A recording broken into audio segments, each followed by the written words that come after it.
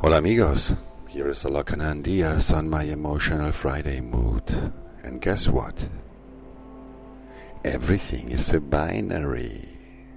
Did you know that? Now I forgot why I said this. Because everything is a binary. Well, you know, there is infinite ways to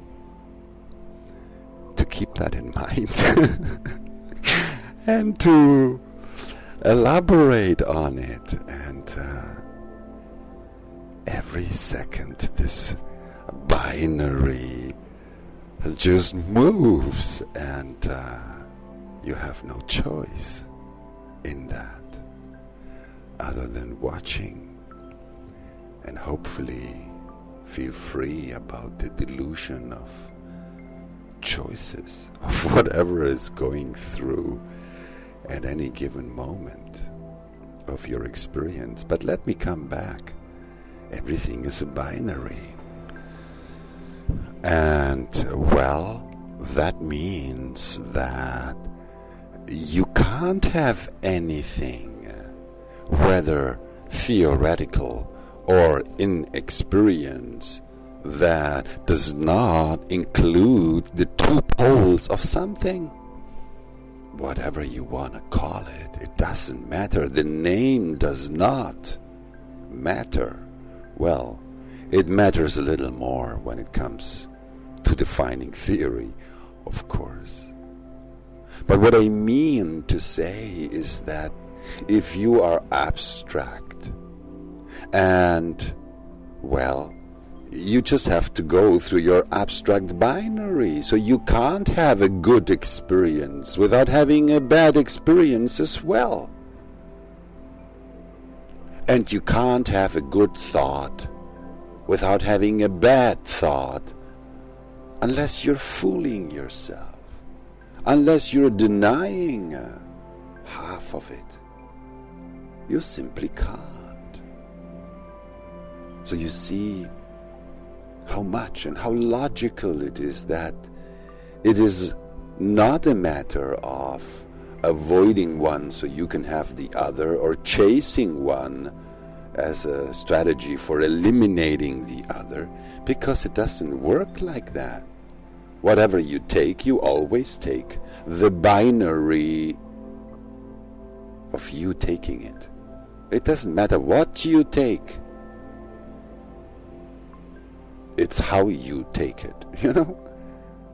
And if you take it incorrectly, then you will process it correctly. It means you will experience its duality and have no personal objection to it. And the same is true if you're logic. You know, logic people, they are so often just rigid because they are heavily and blindly and fanatically holding on to one of the poles, the good,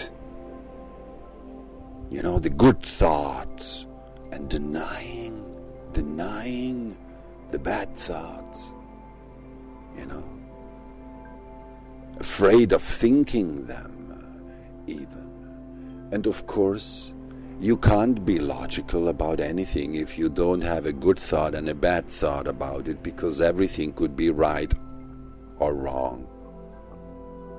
That's subjective. It depends on the observer. So if you are not free to move with your mind to both poles, how can you ever be objective in your viewpoint towards anything? So, and you know, I am both logical and abstract, so I know how afraid I used to be of some thoughts.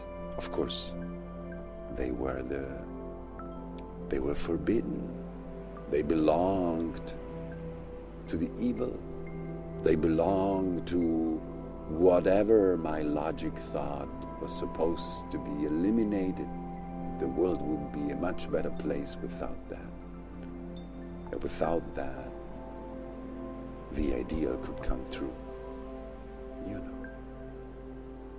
And, you know, this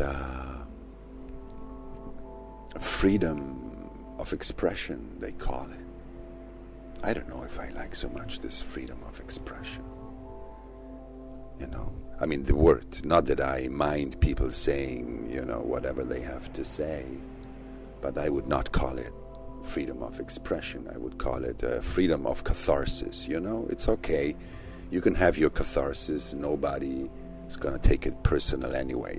That would be nice to have that freedom, you know, so you could just, as it used to be so normal when I was in Pune, you know, you felt like crying. You could just do it in the middle of the main pathway of the ashram. Nobody would be surprised. There was no need for you to feel ashamed, or, you know, well, even if you had let's say a high that you were anger and you were really giving it to somebody, you know, those around you would start sort of like giggling in a way that even the one that was just doing the catharsis would really get that, okay, let me just move away with this. But this is not, you know, freedom of expression.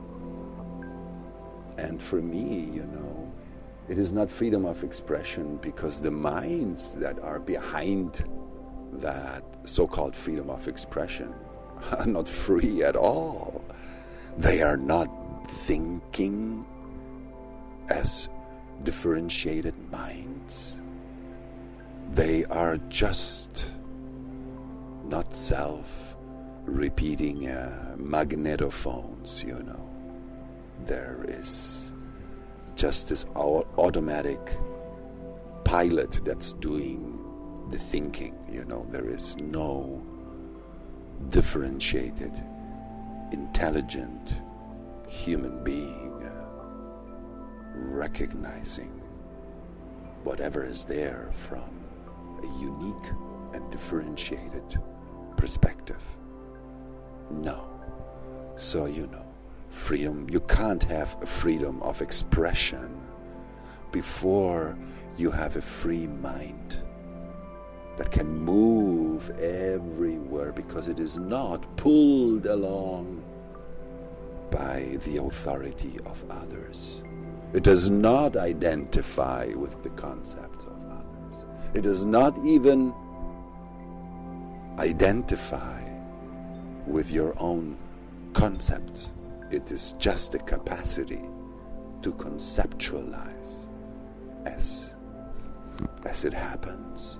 But there is an absolute disengagement from that thought process and the decision-making place. So decisions are no more made in relationship to what you think, but they come out of a completely different place. So this freedom of the mind, you know, so often it is defined minds also, especially collective minds, who suffer not being capable of moving to the two extremes, you know, to have the bad thought in order to balance the good thought, and therefore find a perspective that could be objective in looking at anything. And the same problem is there in the abstract minds to accept whatever was not so pleasant, not so exciting, not so ideal in the experience that we had as it's just the other side of whatever was good, whatever was of value. And to see that you can only make sense out of the experience when those two halves, the good part and the bad part, complement each other. Only then can you make sense So, everything is a binary. And basically this binary becomes a labyrinth where you move full of fear and anxiety and nervousness. You know, a problem that the more involved you get, the more it grows. Or simply a play. A play in which you also have something to say. A play where you can speak for yourself about the unique and differentiated perspective that you have about the basic and inherent duality of all things. It's so nice to hear when you hear somebody say something that you have never heard before. It goes so deep, it's so touching, and it doesn't matter how long you know the other person. Yeah, well, I think I got to the end of my wave for today. We'll be back next Friday, amigos. Have a nice weekend. Hasta luego.